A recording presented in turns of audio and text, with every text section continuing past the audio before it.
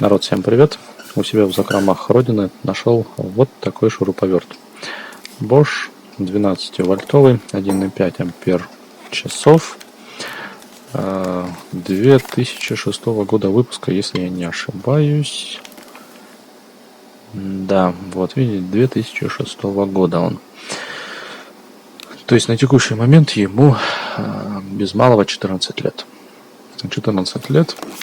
Какое-то время он служил верой и правдой, но в конечном итоге его батарейки, здесь они кадмиевые, приказали долго жить, и он перестал работать. Смысл в том, чтобы восстановить его, заменив аккумуляторы, просто не имеет никакого значения по той причине, что это будет очень дорого. Здесь в этом аккумуляторе находится 13 элементов. Вот. И было принято решение, что просто нужно будет кадмий, никель, никель-кадмиевый аккумулятор. Заменить его на компьютерный блок питания, в котором тоже есть 12 вольт. Тут есть 3 вольта, 5 вольт и 12 вольт. Ну, нам нужно будет 12 вольт. Вот такой вот компьютерный блок питания я взял. Через обыкновенный электрический провод я его подсоединю двухжильный, одноквадратный, 1 квадрат. Я его подсоединю к блоку питания, шуруповерт, и таким образом дам ему вторую жизнь. Вот. Но в процессе того, как я это все пытался сделать, это уже второй блок питания, который я разобрал. Первый, я взял все провода, повыпаивал. Как вы видите, здесь нету этой гребенки проводов. Из всех вот этих гнезд я повыпаивал провода.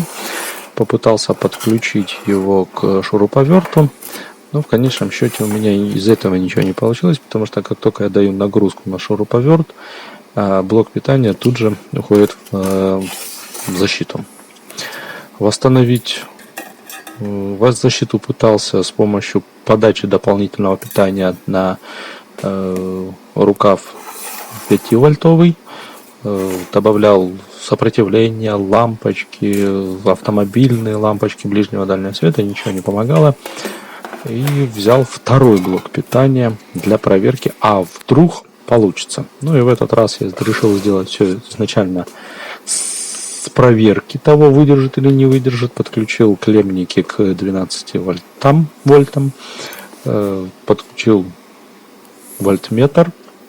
Ну и накинул это все с помощью тех же самых крокодильчиков на сам шуруповерт. Вот. Главная правильная последовательность, плюс-минусы, я посмотрел на самом аккумуляторе.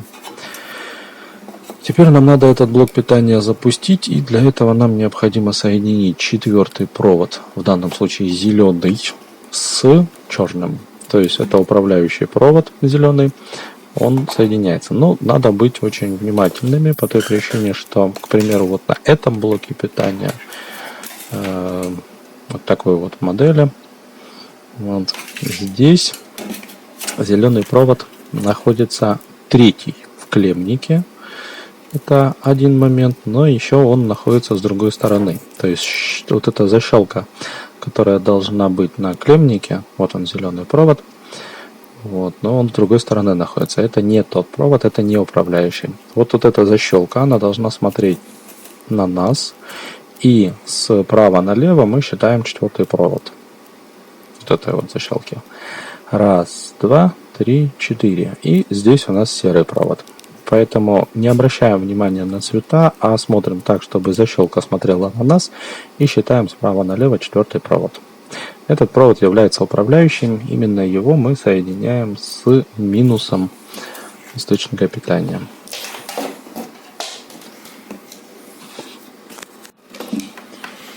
Сейчас мы его подключим, сейчас мы его проверим. Здесь сделал такой небольшой жучок, для того, чтобы можно было проверить, работает он или не работает.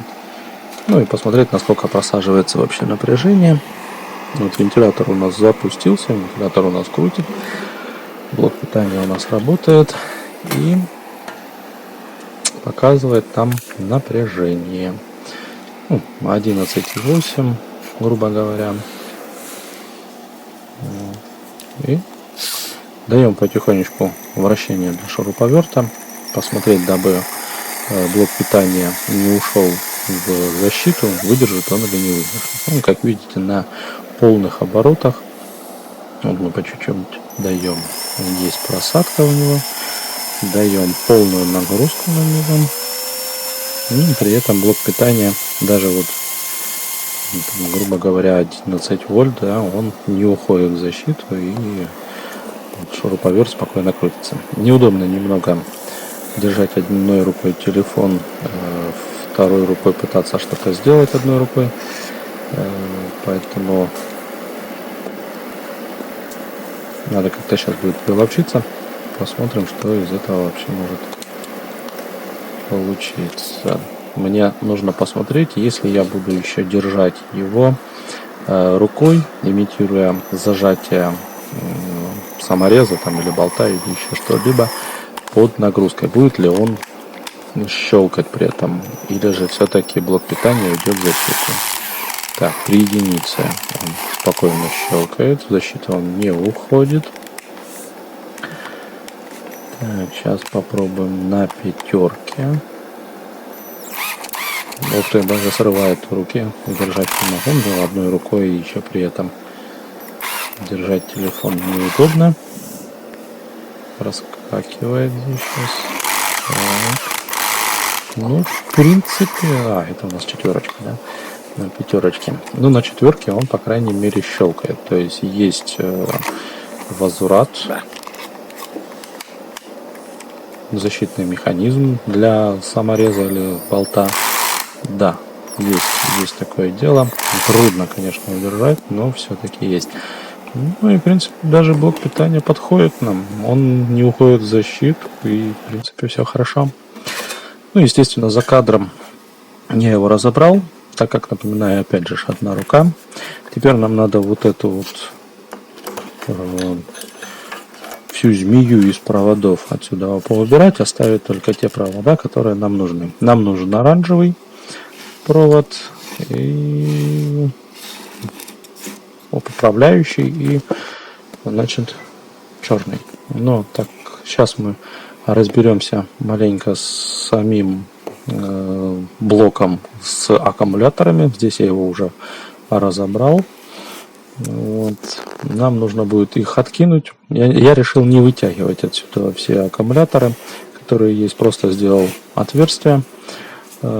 Откинул все аккумуляторы, которые здесь есть. Они, в принципе, не пожароопасны, поэтому пусть это будет как нагрузка, чтобы в руке он держался плотненько. И вот сюда вот припаял плюс и минус именно к тем выходам, которые будут соединяться именно с шуруповертом.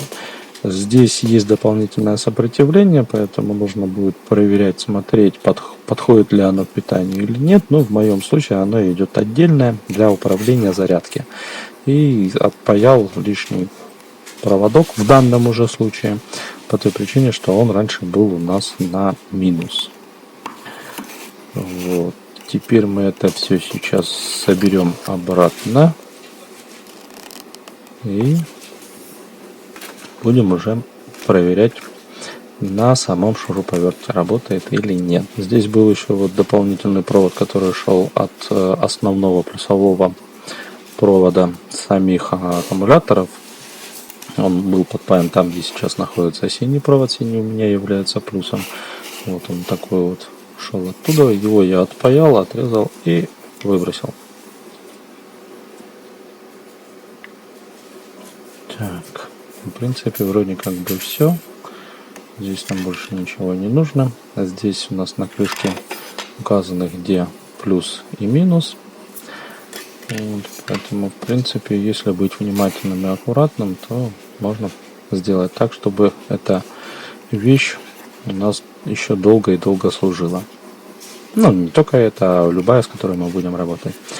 Теперь мы установим наши металлические пружины, для того, чтобы можно было спокойно доставать аккумулятор из шуруповерта. Это на тот случай, если мы когда-то найдем такой аккумулятор, или же решим заменить никель-кадмиевые аккумуляторы на железофосфатные или еще на какие-нибудь, если мы посчитаем, что это будет экономически выгодно, чем сейчас просто взять блок питания, его вот соединить таким вот образом, и все. Так, нам остается только теперь закрутить сюда саморезики, и можно будет приступить к тестированию. Блок питания, все провода оттуда лишние повыпаивал, оставил только управляющий, в моем случае зеленый, вот я его закоротил с черным, и провод подключил к 12 вольтам. Вот, как видите, шуруповерт у меня работает хорошо. Он как плавный пуск, так и резкий старт у него. И при этом блок питания не уходит на защиту, что не может не радовать. Вот уже в принципе облагородил его окончательно. Добавил сюда светодиод. Добавил сюда выключатель.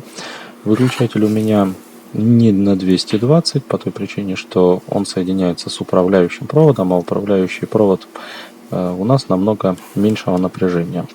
Здесь же на светодиод я использовал 3,3 вольта, которые стандартно идут в блоке питания, но через дополнительный, соответственно, резистор, для того, чтобы диод не сгорел. Вот. Резистор у меня находится прямо на самом светодиоде, он находится под термоусадкой. Выключатель для удобства. Ну, теперь смотрим, как это будет выглядеть в собранном виде. Пока никаких других наворотов я здесь не делал, хотя подумываю о том, чтобы вывести полностью все питание. 3, 5 и 12 вольт. Плюс ко всему этот провод будет, хотелось бы сделать не полностью запаянным туда, безразъемным, а возможно какие-то клеммы для того, чтобы можно было его отсоединить и подключить какое-нибудь другое устройство. Так, сейчас последние тесты и испытания на сегодня. Посмотрим, что из этого вышло. Ага, так, стоп, надо включить сначала в розетку. Так, вот у нас есть светодиод. Видно, что он работает, блок питания наш. Вот мы теперь берем шуруповерт. Могу сказать больше. Сейчас я им уже попользовался, этим шуруповертом. Мне необходимо было сшить стенку из гипсокартона. В данном случае 3-метрового провода мне вполне хватило для того, чтобы достать хоть на доступные места, даже стоя на лестнице. Поэтому у кого есть шуруповерт, ищите блок питания и переделывайте это все на блок питания 220 вольт. Ставьте лайки, подписывайтесь, нажимайте на колокольчик, дабы не пропустить новые видео. Пока-пока.